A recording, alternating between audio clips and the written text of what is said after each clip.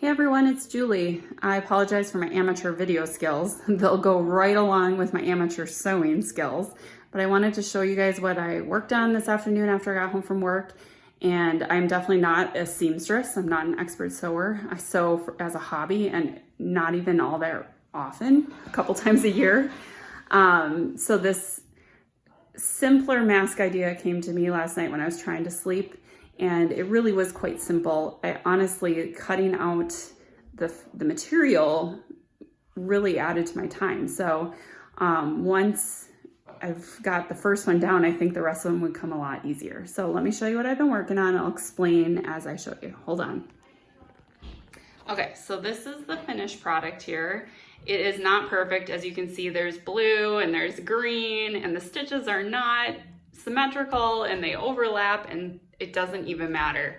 These masks are going to be used, the ones that go to the hospital will be used actually for direct patient care. They will be used for patients with symptoms. So if a patient comes in through the emergency room or urgent care with any of the symptoms, fever, cough, risk factors, staff will put one of these masks on that patient so that it confines the cough into this mask. So eventually, hopefully not, but if we were to run out of PPE for staff, then we would consider making these for staff, but initially they'll be used for patients, and perhaps patients who have to come in for dressing changes or therapy, although most therapy is suspended, but those kind of visits, we want to keep patients safe from one another. So what I did was I cut out a rectangle of fabric out of this sterile wrap, and this wrap is deceiving.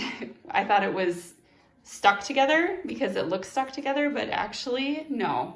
When you cut it, it is two pieces. So what I did was I cut a square that was, let me get my notes here, 10 inches long by 7 inches wide. And then I used this other paper that is, I mean, really it's fabric, but we call it paper, is blue and green. And I cut 1 inch strips up the sides. So they're 18 inches long by 1 inch wide. And then I separated this, I divided the paper so that it was just single layer.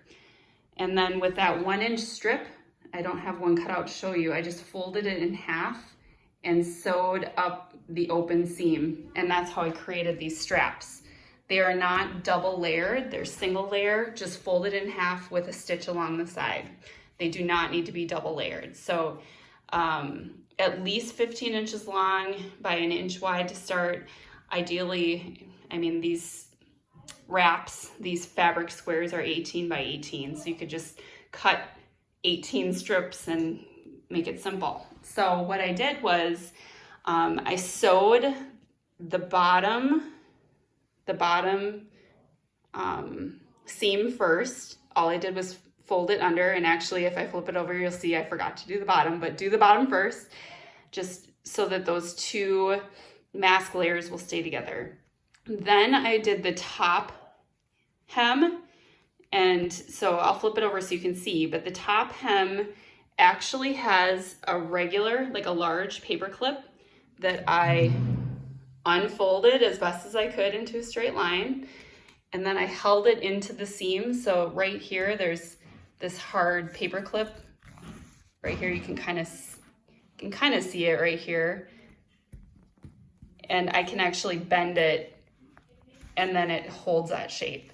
So I stitched the hem with the paper clip inside the hem so that I wouldn't have to worry about poking myself or poking through the fabric trying to feed it through. So you can see here, all I did was fold over the top, stitch it to create a quick hem. And I forgot to do the bottom because after the mask is done, I was like, crud. So what I did was I just stitched it shut. It doesn't even have to be beautiful. I just stitched it so that you couldn't get your finger up inside the mask. So I stitched it pretty close on the bottom there, see? Okay, so I did the top and the bottom. And then I took these straps and I stitched them into the side hem. So I tucked them into the side and I stitched them right into the side hem. I just met in the middle and stitched it straight up on both sides.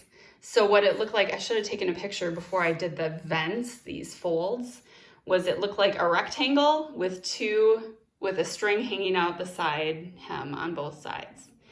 And then once I had my flat rectangle with the paper clip in the top hem, I just folded this about 1.5 inches. So I just folded it twice. So I only made 2 vents, and then I stitched it straight on top of that. So just straight stitch, that's it, and then you're done.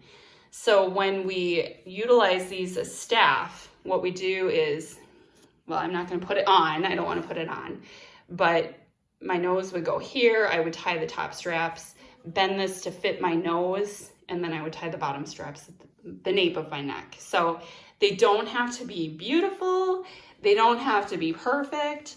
The goal is simply to contain germs.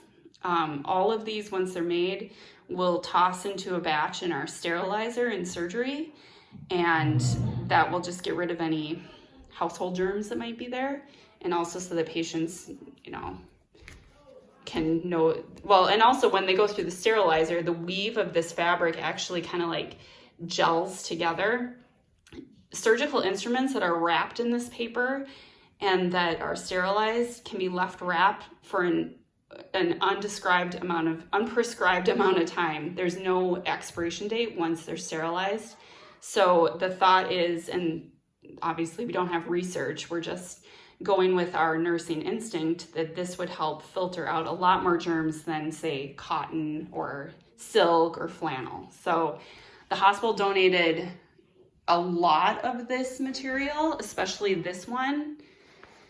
So these are huge. I don't even know the size of these drapes. I haven't measured them, but they're huge. They could probably work as a dining room table. And then I have less of these smaller 18 by 18s, but we could easily make straps out of this fabrics too. So that's what I came up with. If somebody else has an easier idea, concept, or I'm gonna flip this around, or if you'd rather just cut or come pick up and deliver, or just prayerfully support us. And I totally understand if this is overwhelming and you don't want to do this. So please, no hard feelings, but I do appreciate all the help.